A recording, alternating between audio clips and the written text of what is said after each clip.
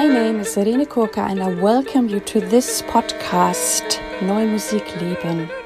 I have studied classical singing, but I'm now singing lots of contemporary and experimental music. If you would like to know more about me, please look at my website www.irenekurka.de. I will put this information for you into the show notes. And if you would like to know ahead of time what's coming up, what I'm talking about, where I'm singing, I invite you cordially to subscribe to my newsletter. You can find this also on my website.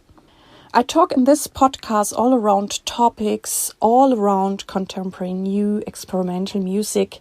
I share with you the insights, the background knowledge, and I really want to bring you the human beings out of this new music world closer. I'm cooperating with the NMZ, Neue Musikzeitung, which is a big paper in Germany, and I think it's also an awesome paper. You should check it out.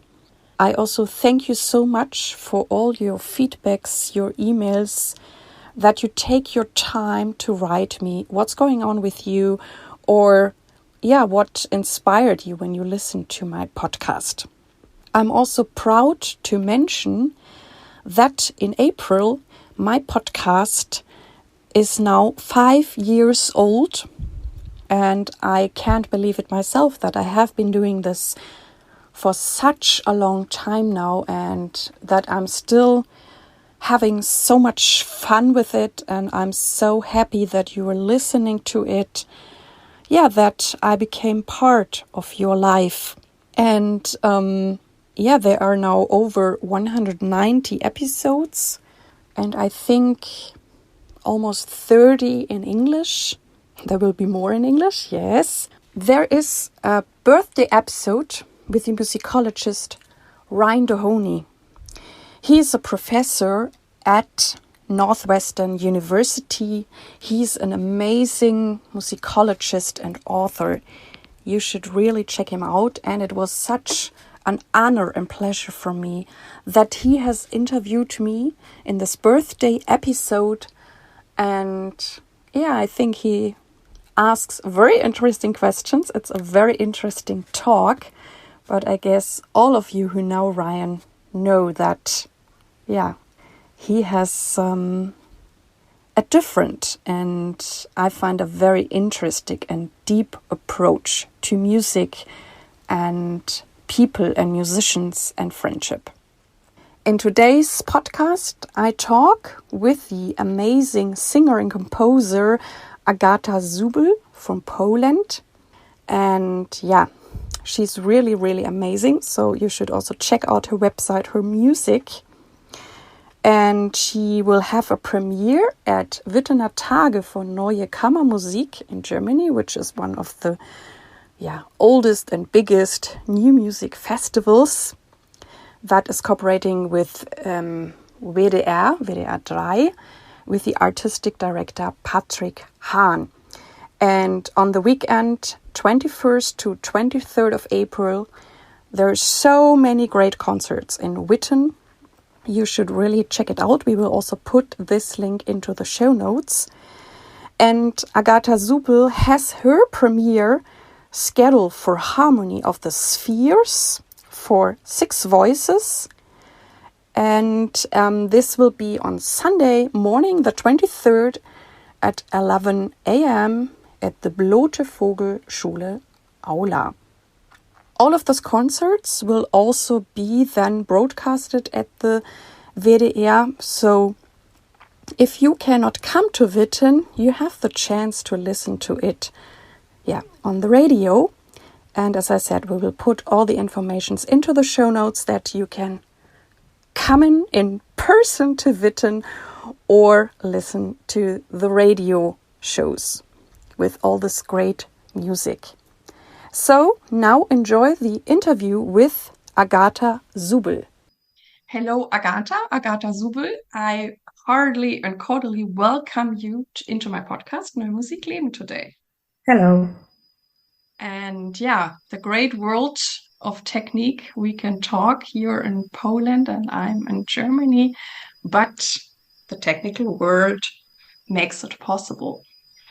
You are amazing, and I'm also very impressed that you're a composer and a singer, and we will definitely talk about that. The first question I have for you is, how did you find your way into the new and experimental music? I started my musical education playing percussion instruments.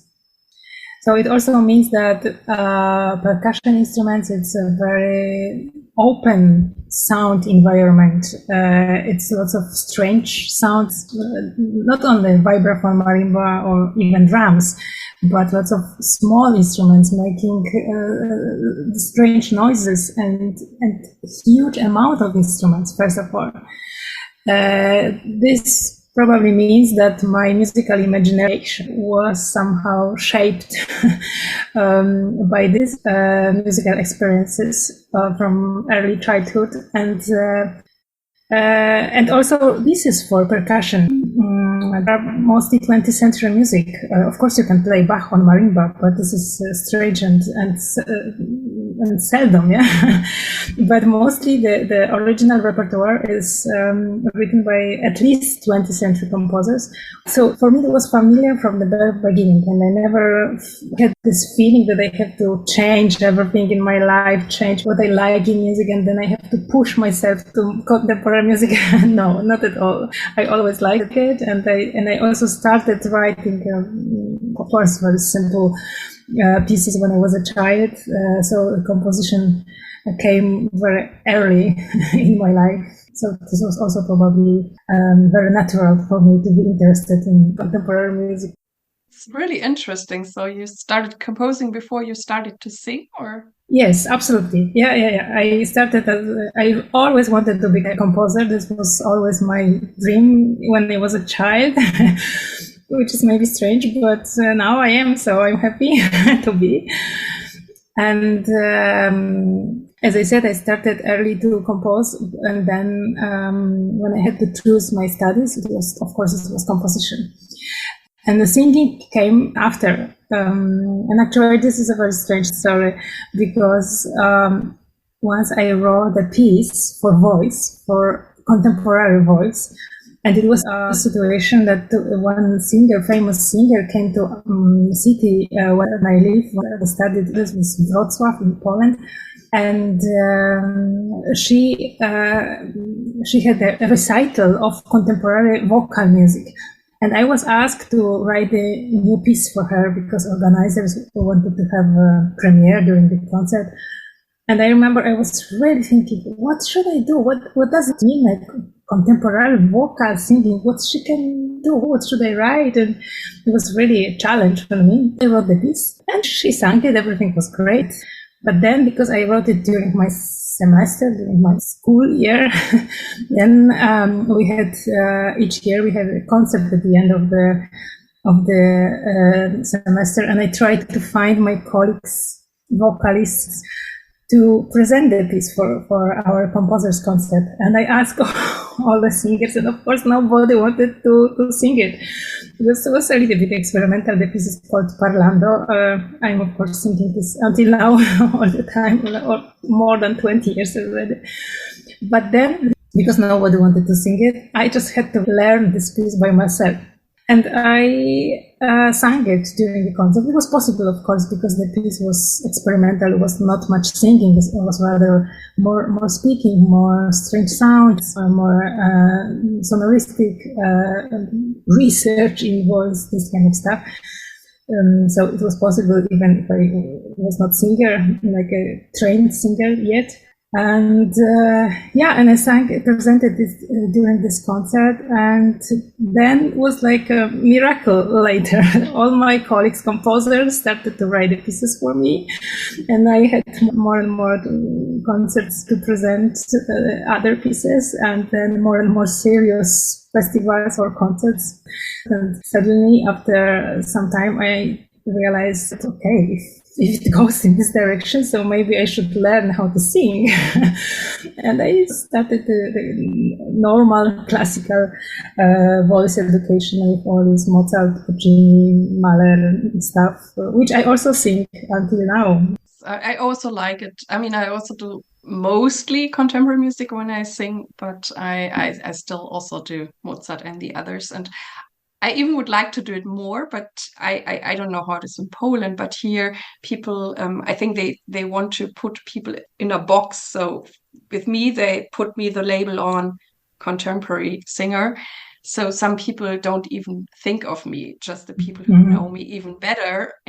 Or sometimes I was once working with an organist who does lots of contemporary music, and he hired me then once for a wedding, and I sang like Schubert Ave Maria. And he was afterwards, he's like, you sing this so well. I should hire you also for other things. And it's this thing that I don't know if in Poland the people are more open-minded in that.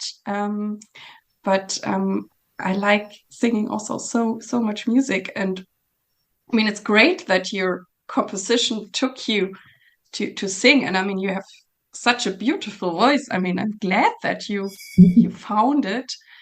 And how is now the balance between the two? I mean, do you do both on one day, or do you have phases where you just do this or that? I mean, as a singer, at least for me, I have the feeling I have to practice every day to stay in shape. How do you balance it? Yes, I also try to practice every day, which is not, of course, every day possible, but I try. And it depends also on schedule sometimes. So when I have concerts, then I have to practice, and I have lots of concerts, so I mostly practice really every day. I absolutely love the situation to have both composition and being a performer. General, doesn't matter if singer or player, because I have a feeling this situation gives you kind of access to the music from both sides, which is really extraordinary. Yeah, so you can, even if I sing piece by someone else, I also think as a composer. So I'm trying to do kind of research in the piece, what I like, what was the idea of composer, what she or he wanted to put into this piece. And opposite, of course, when I'm writing my own music, I'm thinking very much from performance side, because I know that music is not only on paper, but then this paper goes to performers, and then the real musicians are shaping your piece. So this is a very important aspect for me as a composer. Yeah, that it comes alive. That's the greatest moment. I mean, you said that you already have composed, and then you came to the singing. Did it help you then with also the classical training to write for voice, or did it make it more difficult? Because I often hear from composers, I mean, for some it's so natural to write for voice, and for some it's really challenging, or there are even some composers who don't want to write for voice because they say there's so much cliche about it. So did it help you to have studied it yourself? Yes, I think so, because then you also learn the technical things, and you can use it maybe not only in a straight way, not only in the cliche way. You have much more options to explore, yeah? So you know how it works, you know what is possible, what's not destroying your voice, you know, because there are different stereotypes, not only about cliche, but also that modern music will ruin your voice, that is not healthy, and so on and so on. I don't know, I'm singing more than 20 years already, this kind of stuff, and sometimes very heavy stuff.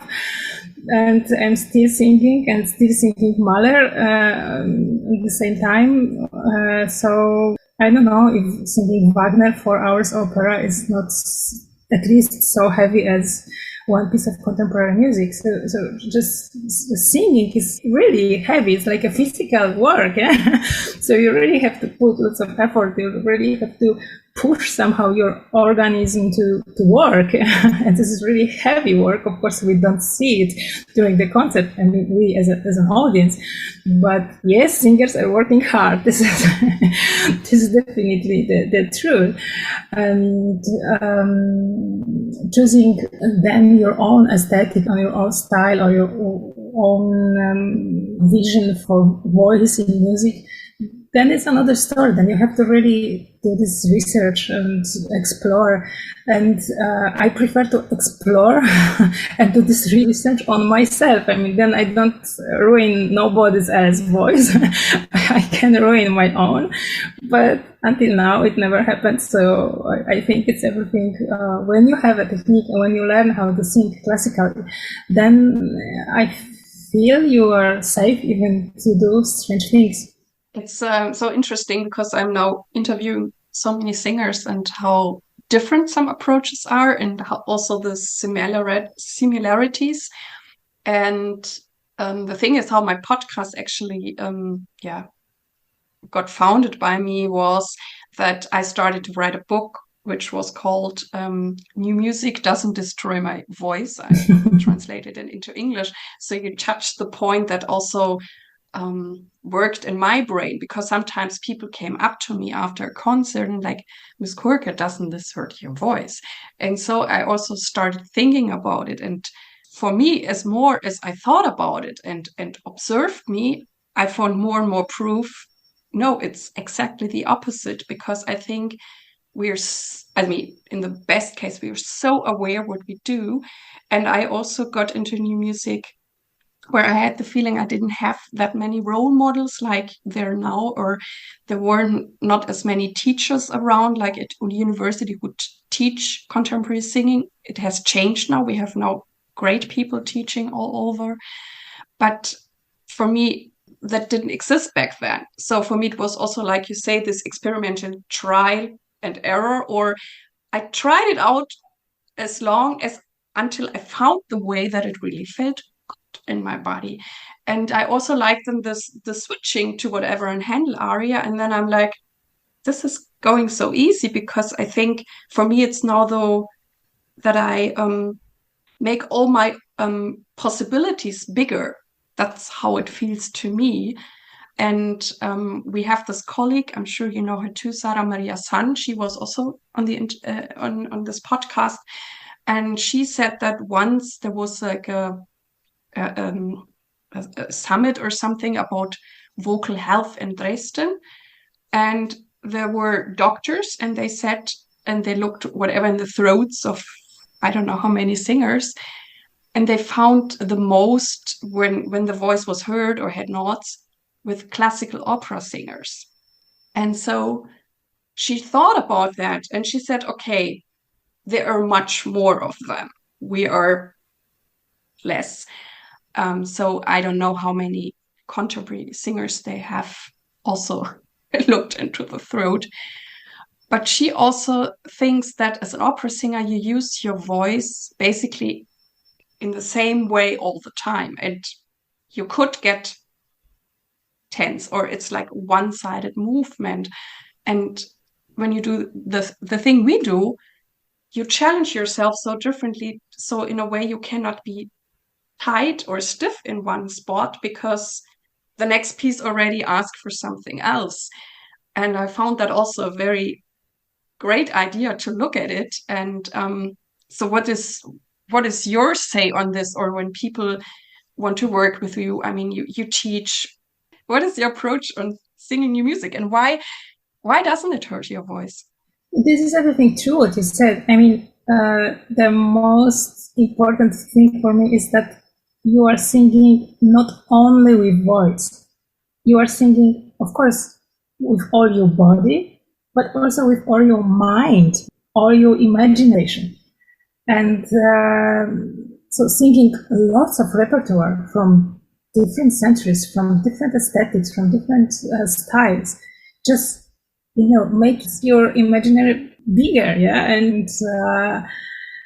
And then you have really, how to say it, more to say through music, yeah? If you as a person are more more rich in different experiences. So not only voice, of course, voice is our instrument, voice is our tool, our main communicator, yeah. But this is only tool, and behind is a huge work of everything what we want to say using these tools. Yes, we are much more than just the voice. And you have sang so many compositions yourself. Is there any advice you could give composers who approach a composition for voice, or something you would like to let composers know, how to whatever make it easier, or what to maybe not write? I would never say not write anything, because it's always a way to find what composer has in mind and what's possible.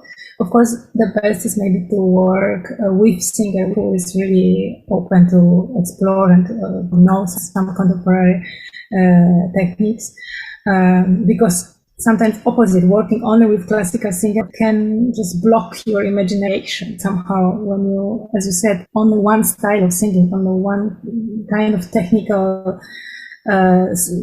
sound, yeah, kind of color. And then I can imagine that sometimes composers don't like to write for voice because, for example, they don't like this kind of aesthetic, yeah, and doesn't fit to his or her music or imagination, how they want to put voice in the compositions.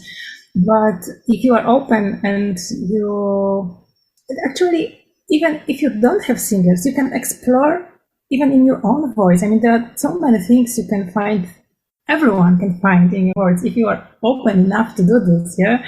So then it's actually quite easy, because this instrument that everyone has. You don't have to even borrow it from music school, yeah, to explore the instrument. So this is great, and also for composer, this is great. But also one more advice, which I would just accent maybe a little bit, is to remember that beautiful voice is also one of the way singers are singing. It's not only that contemporary music is only to explore, only to make strange sound, only to, you know, all this ugly scratching distortions. But singers are training so many years to be able to sing beautifully, that to remember that this is also one of the options that we can also put some nice phrases, nice melodies in a piece, because all the singers can do this, yeah, and I'm sure they will do this with pleasure.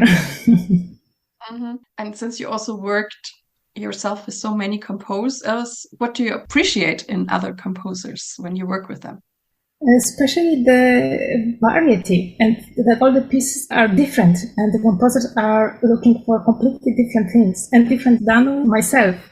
I like to sing other pieces because I would never write the piece like that, for example, because this is something else. And but I like to sing it. I like to explore this kind of thing in my voice. So this is kind of be full of all the aspects in somehow in yourself. And I know that you're also teaching at the University of Wrocław. And what are you teaching there? And how I teach composition. I teach composition, not voice, because I'm not often in the city. I have lots of concerts and I travel a lot. So teaching singing would be not possible to have not so systematical lessons. But for composition, it's of course it's possible. And I teach already 20 years at university. So yeah, I teach composition and instrumentation. Great. And how is it in Poland? Do you have also lots of women composers coming to you, or how is it for women composers in Poland? I mean, here it's still a topic, and they want to bring the quote that we get more women composers at festivals. I mean, there's a lot happening, but maybe you already are more further ahead than Germany. I don't know. How is it over there? Yes, of course, it's a topic all over the world right now. So this is the same in Poland. But I have lots of girls also in my class, and I also see that it's changing. It was much less when I started. But to be honest, I never had this kind of problem. I mean, also with myself, because the problem starts when you allow this problem be your own problem. So I never allow myself to have this problem that I'm woman in the field of composition. I also played percussion when I was a child, so I always had boys colleagues around me. So it was also okay that I am alone or we are less. The same with composition. Of course, there was always less, and percentage was always in this direction. And now it changed, and I think it depends on really on the people. I mean, I would never push anyone to compose, even if say woman or man, doesn't matter, because this is really hard job, to be honest. You really have to have really inner impact to do this. Being a classical composer, it's not like being a composer for games, or for film music right now, which is more welcome in the world. So being contemporary composer really means that you have to have this feeling inside, and you really need to write, because if you don't have it, better find another job. Well, it's always so nice to hear. I mean, composers who have this natural self-confidence and they just do it. And I've met many women composers who are also so strong and so natural, and I love that. I really think it's a great attitude. No, I think this is not other way, because we are a big minority. Classical world is a big minority, but contemporary music in this classical world is even less.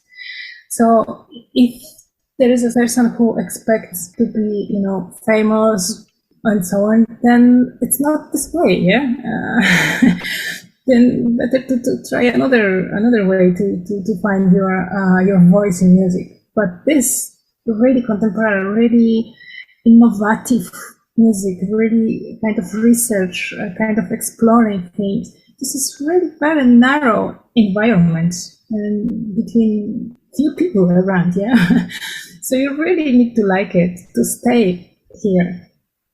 This is my opinion. I mean, because this is not.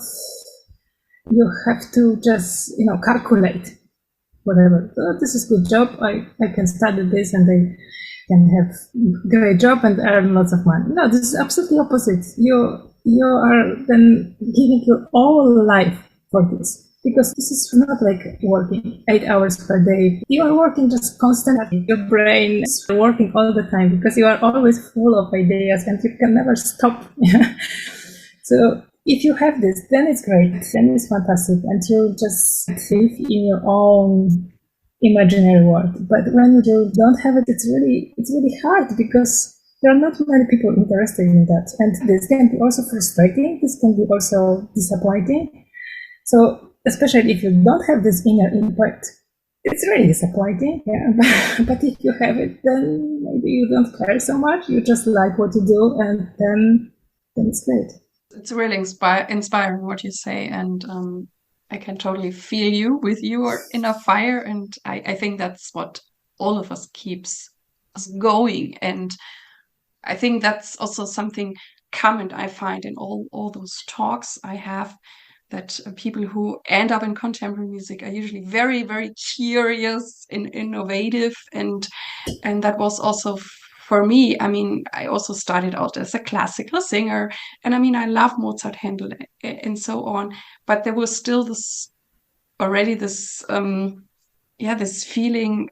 If I would just sing Mozart throughout a year, I would be bored. And when I got to know the contemporary music, I was more excited. So for me, it's also the mix of things. Yeah, and also realized working with many ensembles of modern music, I realized that people playing in those ensembles have a special, how to say in English? In German, Charakterzüge, So what you say? I don't know how it is in English. But you have to be, as you said, you have to be curious. You have to be somehow brave, but also you have to be patient because the pieces are much more difficult, and you have to be ready for spending much more time for preparing the piece than with classical pieces. So there are all the many things which just connect all the people working in a field of contemporary music, not only with love of contemporary music, but also with this Charakterzüge, yeah? That we are all patient, we are all curious, we are all, somehow searching or researching in everything, not only in music, just as a open-minded curiosity. Yeah? You already touched my next question when you also say how we prepare pieces, and they can be more complicated.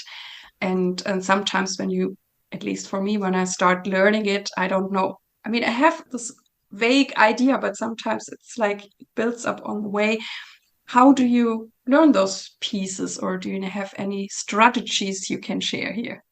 Yes, definitely. And as I said, this is, first of all, we have to agree and accept that this is much longer process.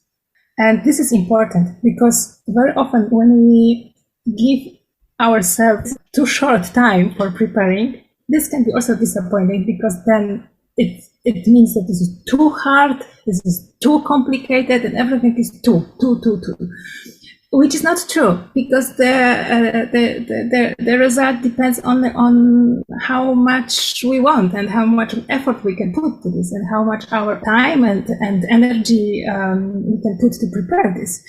And actually, this is general, the difference between possible and the impossible. Yeah, the difference stays only in the determination of someone. Yeah, so it's the same in this situation. So we have to plan long in advance to prepare the piece to start to learn. And of course, at the beginning, it's a very hard process and sometimes very boring also, because it's really complicated. You have to repeat many times. You have to sometimes, or very often, learn kind of new language of composer. Yeah, because all composers want to find another effect, special only for them, and then you have to learn sometimes new notation, new signs, do these connections in your brain, and so on. So it takes time, and this is quite hard process and hard time. But then one day, I don't know, after 2 weeks, maybe after 2 months, it can be really long time. One day it comes, okay, I know, okay, now I have it. But the difference is that this is not the end. This is the beginning.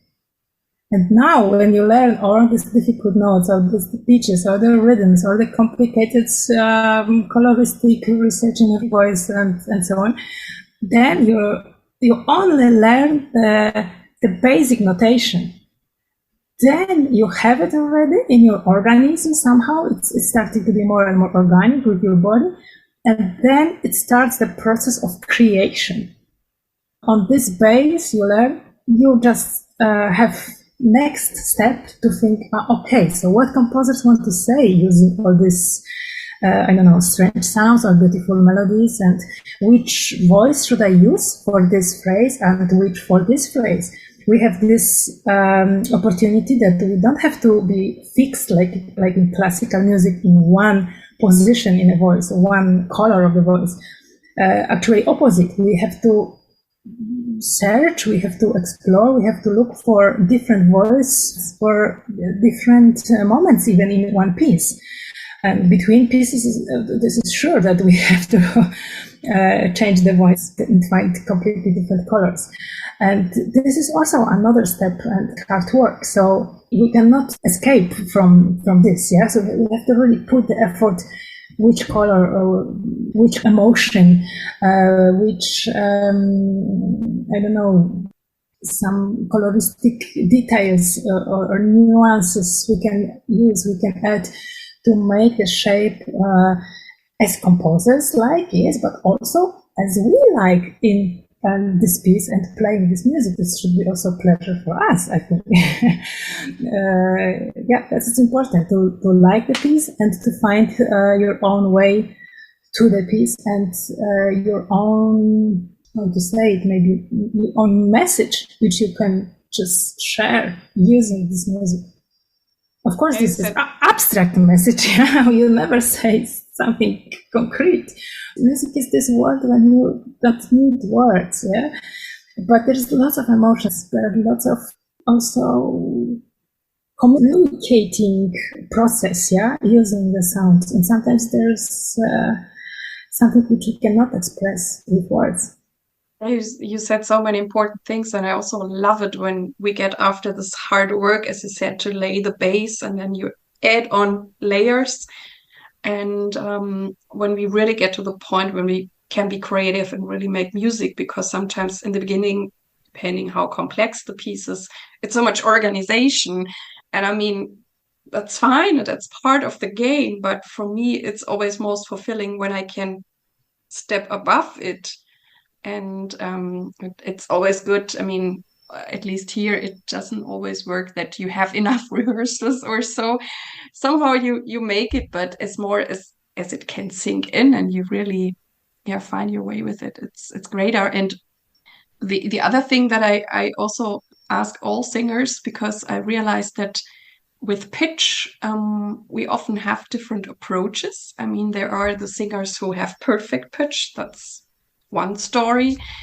And then there are singers who are very, very good, or because they sing in a vocal ensemble with a tuning fork and they don't mind to, bang it up.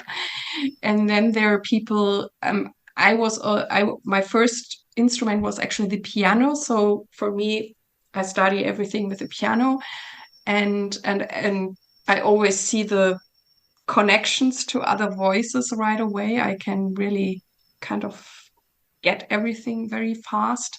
And I also like to be part of what is happening around me.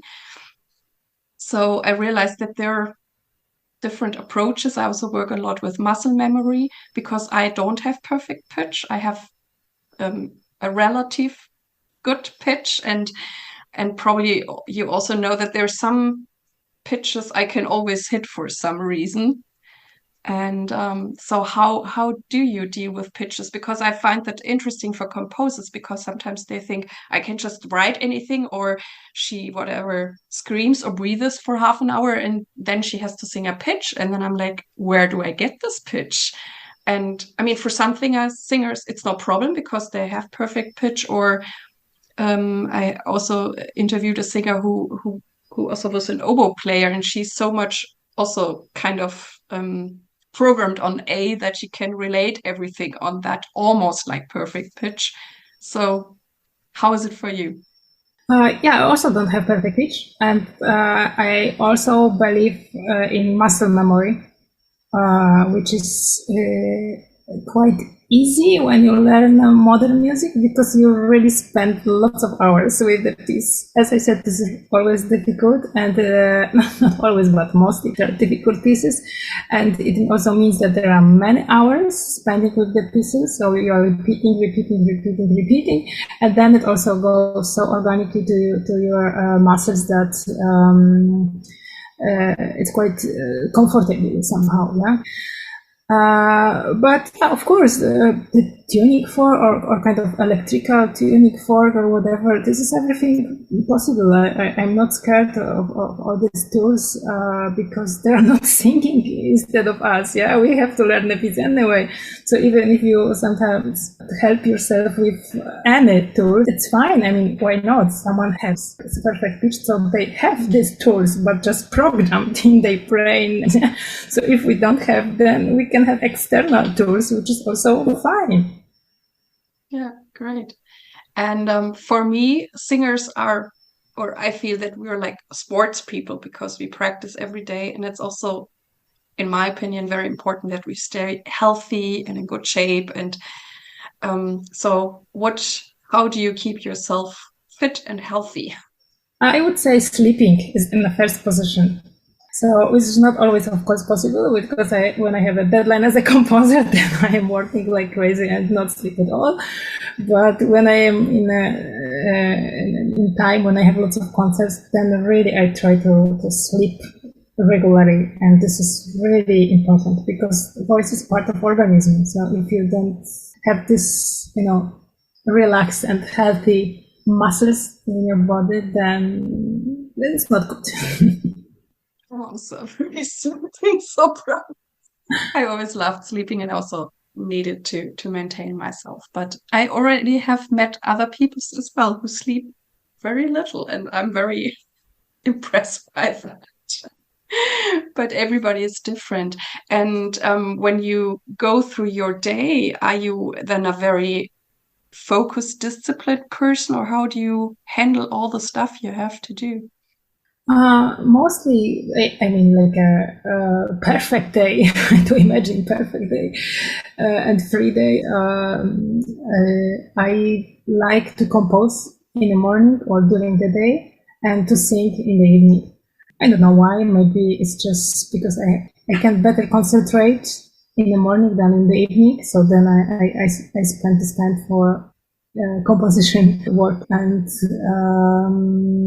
and also then I don't have to start my day with different melodies from other pieces. I have like more free space for my own music.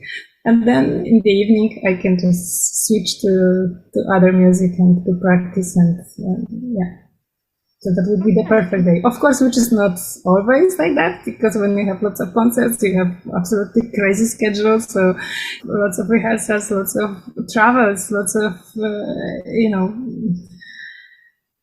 things which are necessary to have this kind of lifestyle. And you have to deal with this. So the difference, even if it's absolutely complementary for me, being a composer and performer, from this meritorical point of view, there's completely different lifestyle.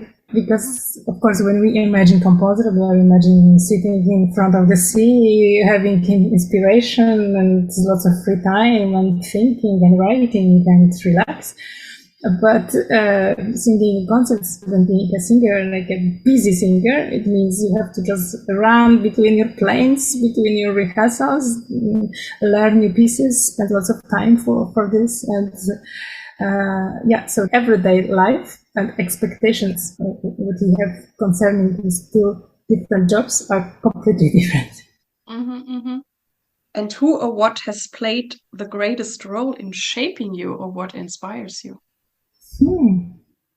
Difficult question. I have a feeling that I met many fantastic people on my way, and I always try to learn something from everyone, all my fantastic teachers, or even all the composers which I met and could learn. But on the other hand, I have to say that Iceland can be this kind of inspiration, which is so strong. Because already many years ago, I fall in love in this country when I started to travel to visit, and then more and more often, and now I'm regularly there.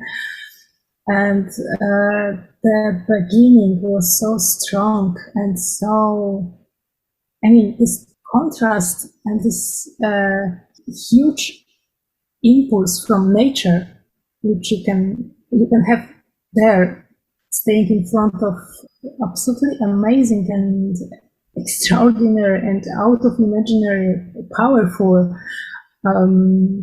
beautiful world. We sometimes forget about this being in a city, or being in front of computer and so on. So I feel this impulse and this impact and this huge inspiration which is coming from this place, this shaped me, I think, very much. And I also, years later, I realized that this is so strong and this is so important especially for artists and especially for composers, from my point of view, but also probably writers and painters and all the people who create art. that one day with my husband we just realized that that would be great to do kind of a residency for young Polish, for now, for the moment, composers, to give them also this chance, this possibility to face with this huge inspiration which comes from that place, from the nature. And we found that this kind of artistic residency in Iceland, and every year two composers can go and spend some time working, writing music, or just being inspired by this place. That sounds really, really amazing. And I also think nature is so powerful and touching and basically teaches us everything. Everything is there, what is also important for us, how we are in the world. And yeah. And what does success mean for you? Success? I don't know. I never think about this. I mean, I'm doing what I like and I am happy about this. So if there is success with this, then great. But I'm not doing this for success. Yeah, I do this because I like it. And as I said to you at the beginning, I just really had this inner strong feeling that somehow I have to do this. But yeah, I never did it for success. Well, I mean, it's difficult to say about success in contemporary music. I mean, it's so great that everything comes out of you and leads you to the right places like Iceland. I really enjoy talking with you, but we're actually at the last question, and I want to know from you, which is a tip what you would like to give young artists? So probably the most difficult thing now is to find yourself somehow in the world, because we are so much, we have so many things we are influenced by. We have so many, I don't know, social media, so many pictures from television, from everywhere, so many information. Necessary or not necessary, mostly not necessary. So life now is about selection, not about choosing. Yeah. So in this house, in this super busy and crazy world, it's really easy to lost yourself and to follow something. For everyone is different thing, which is, I think, at least for me, not the perfect way. I miss a little bit in today's world, but I also think about this as a value, to really to work on yourself, to really to know what you like, what is your idea of music. Doesn't matter if this is about composing, about creating or performing. Also, in performance field, there's lots of space for your own creation or your own interpretation, your own voice. So this will be probably the most difficult somehow, but also the most beautiful thing when you are trying, because this is not about finding, it's about looking for this. It's about searching. It's about continuously searching around what does it mean for me, not for someone else, not because people are doing this or because this is a trendy this season or whatever. No, just what does it mean for me, and why, if I really like it, or I'm doing this for, as you said, for success or for other things.